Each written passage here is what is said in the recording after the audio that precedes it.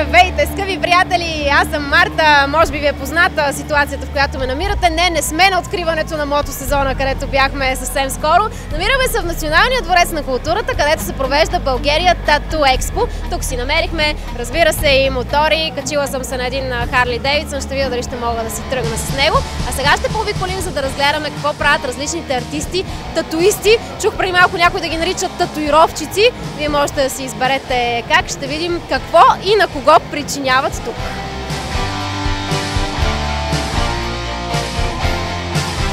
Много ли боли това, което се случва в момента? Не. Всъщност зависи ли от мястото, на което се прави? Най-вероятно да. Да. Много. Това дали има кокал отдолу или няма? Има по-нежни места по тялото, по-тънка кожа. Където е по-тънко, се боли повече.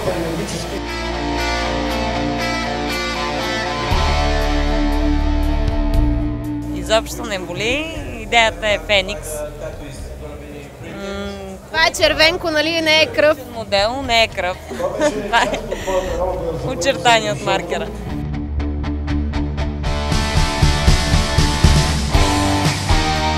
Какво си имате там в кошницата? Малко зързават. Зързават, всичко българско. Чесън, който не е ГМО, в смисъл хубав голям български чесън. Срещнем вампири по пътя. Това е модата в пинап, се нарича модата в тату средите на татуираните момичета и момчета. Пропагандата в случая е, че интерпретирам чисто български вариант. Погледнати нашите татуирани момичета, красавици. Според вас такава тенденция заформя ли се, в която да почнат да навлизат примерно в облеклата такива мотиви от фолклора? Силно се надявам, но не е това нещото, което търся. Просто виждам красотата в българския вариант и го пресъздавам.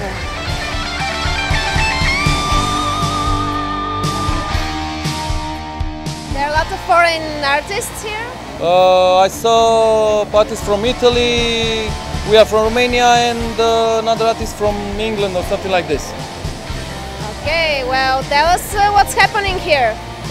There is the wolf on the neck. There is a picture of a great artist, great painting from Romania, Nicolae Grigorescu, and we'll be on the contest with both tattoos. In Romania, this year, the tattoo who goes very well are the realistic tattoo.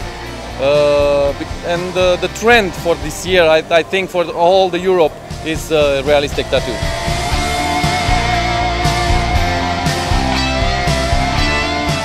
Тези цветове наистина ли излизат по този начин толкова ярки и наситени, конкретно тези примерно? Да, стига човека, който ги нанася, да може да ги нанесе както трябва. Това е номера, значи. А има ли такива, които примерно светят в тъмното? Или още не е изобретено такова нещо? Не, това е измислено отдавна и на ултравиолетова светлина наистина се вижда нещо, но светлината трябва да е много близко до татуировката, за да се види. Иначе това, което се рекламира онлайн в интернет, да видиш, че наистина свет и светлината е доближена много близко. Ако отидеш в дискотеката, трябва да ходиш по лампата. Измама! Пълна измама! Голяма! Тук може ли червеното копче? Не, това за зеленото копче трябва да пуснеш. Сега ще ти кажеш кога. Добре. Ти си. Аз го пуснах, видяхте ли?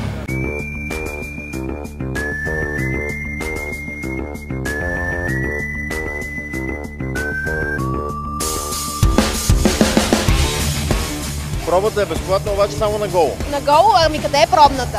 Няма пробна, тук пред всички на сцената. На сцената даже да изляза. да. Каква награда ще ми дадете? Целувка безплатна. От водещия, от Буги Барабата. О, незаменимо!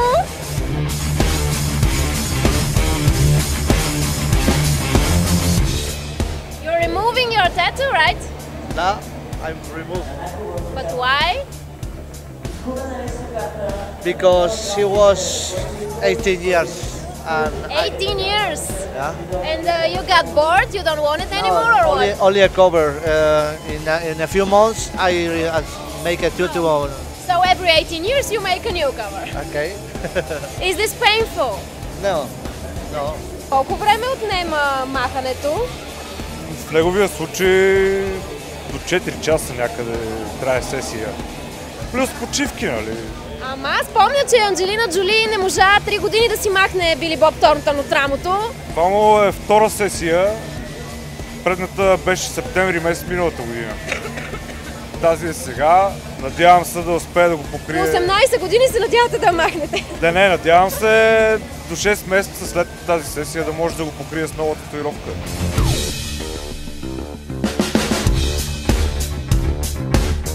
Аха, то са дракони, то са мечове самурайски. Не, само да ви правя саламандър. О, много се извинявам. Извинявай, саламандър, че те помислих за дракон.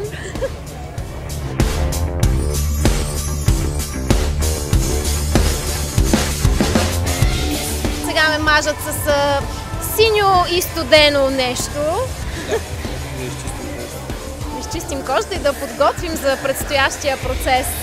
Какво искаш да ти нарисувам? Да ми напишете така in life. Дълго време се чудех какво да си направя. О, сериозна площ ще покрием.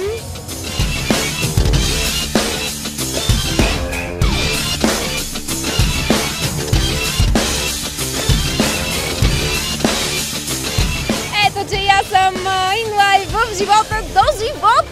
Не, шегувам се. До първия душ, който ще си взема още тази вечер. Не можах да се престраща за перманентна татуировка, но вижте колко красиво тук ми нарисуваха в Смоков тату. In Life, това беше нашия репортаж от България Тату Експо. Чао, до нови срещи!